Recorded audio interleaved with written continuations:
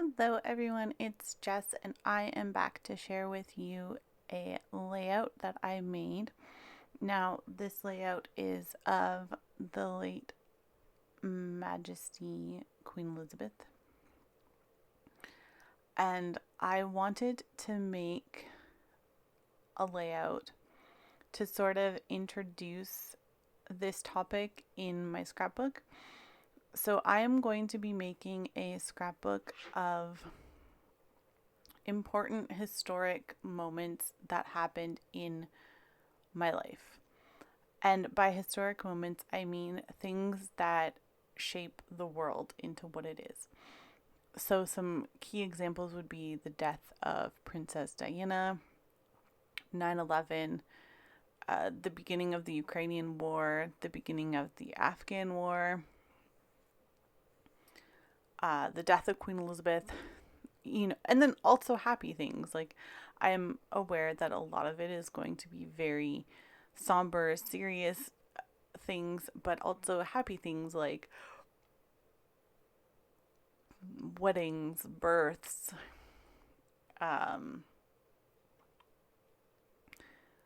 like the giraffe that seemed like it was pregnant forever, those sort of things. But for today, it is a very somber, serious topic. And so I wanted to just get this page made and finished with, because there are going to be more that follow this page in my album with sort of my views on what's happened, how things are being handled, and then just a general remembrance of her life. So I have been taking screenshots and photos of the proceedings thus far. I'm not going to make the other pages until after her funeral, because I don't know how many photos I will have. With that all being said, this layout is going to count for my Shimelle's Scrap a Rainbow. I'm using it for blue, which I know may seem kind of crazy if you're looking at this video, but the navy was my inspiration. I wanted a navy color scheme for this layout, and everything I chose for this layout was very carefully thought out and curated in remembrance and in honor of the Queen. So that is a Creative Memories punch, and it is the flag banner punch. It's actually from the remembrance, oh my goodness, from their 4th of July type collection, but it was really reminiscent to me of all the bunting that you see around Britain when things happen.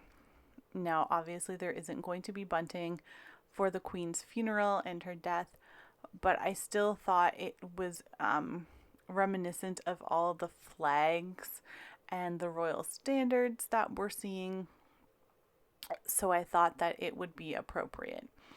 The pink, I chose pink because pink and navy, I really like how they go together.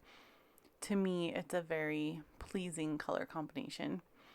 But the other reason I chose the pink was because the Queen would always wear pastel colors, but they would be bright pastel colors. So this is a very soft pink, but it's a very vibrant soft pink. And I chose that specifically due to her clothing choices. I also chose a sort of a sage mint green for the photo mat, which again reminded me a lot of coats that the Queen would wear. And then I chose this piece of paper that has, I think they're roses and maybe something that looks like a poppy on it, since the Queen did like flowers and being outdoors so much. Now, my title is going to be The Moment History Stops, which I realize is sort of a strange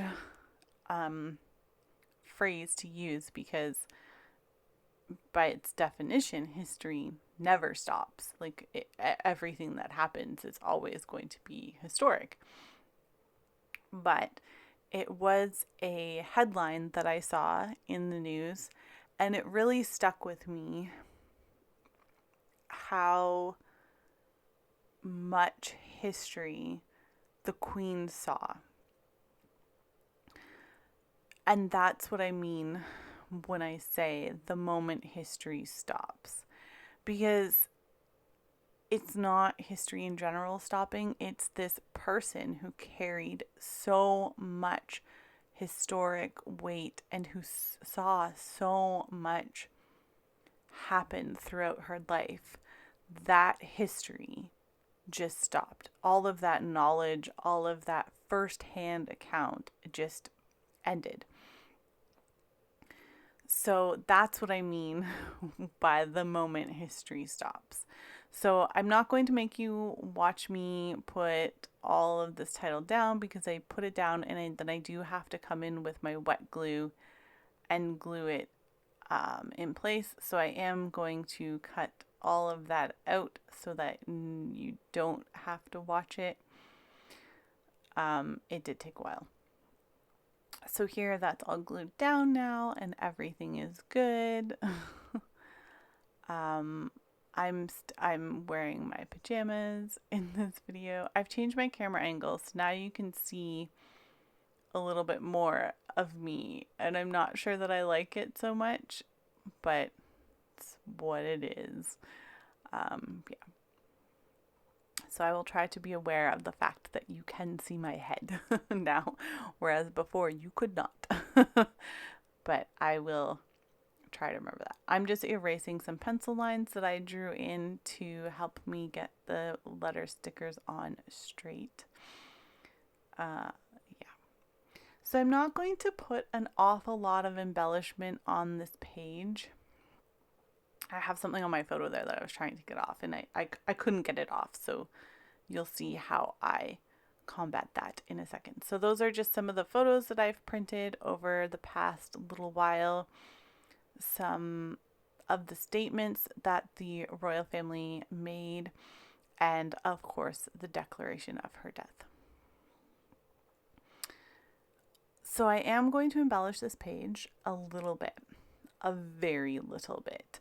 I didn't want to cover up the wreath, and I also didn't want a lot of things on this page because I want you to turn to this page in my album and be like, oh, this is a remembrance page. It's not like, I don't want to say happy, but it's not like a joyous occasion. Like, this is something that I want you to like stop and really contemplate and think about. So I am going to add that floral.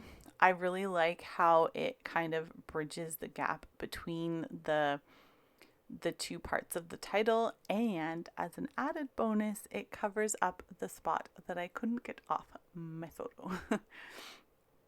So I'm going to use it, and then I'm going to use that purple label up at the top. I'm going to put her date of birth and her date of death on there. I thought about putting bloom on it because, again, the flowers, but didn't really seem appropriate. I'm going to use this blush gold vellum.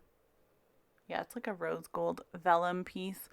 I thought about using that gold fern, but it was gold glittery, and I'd already decided against using gold glitter stickers for the title, and I didn't want to, put more gold glitter because it's not a gold glitter type of occasion. I did want to put a little bit of that warmer toned pink in though, because the floral cluster is a warmer toned, the background is a cooler tone. So that rose gold piece really just kind of bridges that gap between the warm and the cool toned pinks. Yes. I don't know if you can get any of these products anymore. The paper was Kaiser Craft.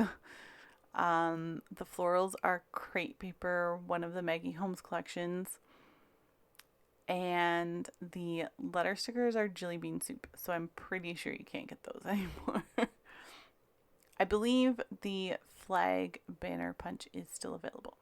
Oh, and I will link to a video by Meggan Jacks on how to create this frame, because I am not an expert at it and she will do a much better job than I ever could.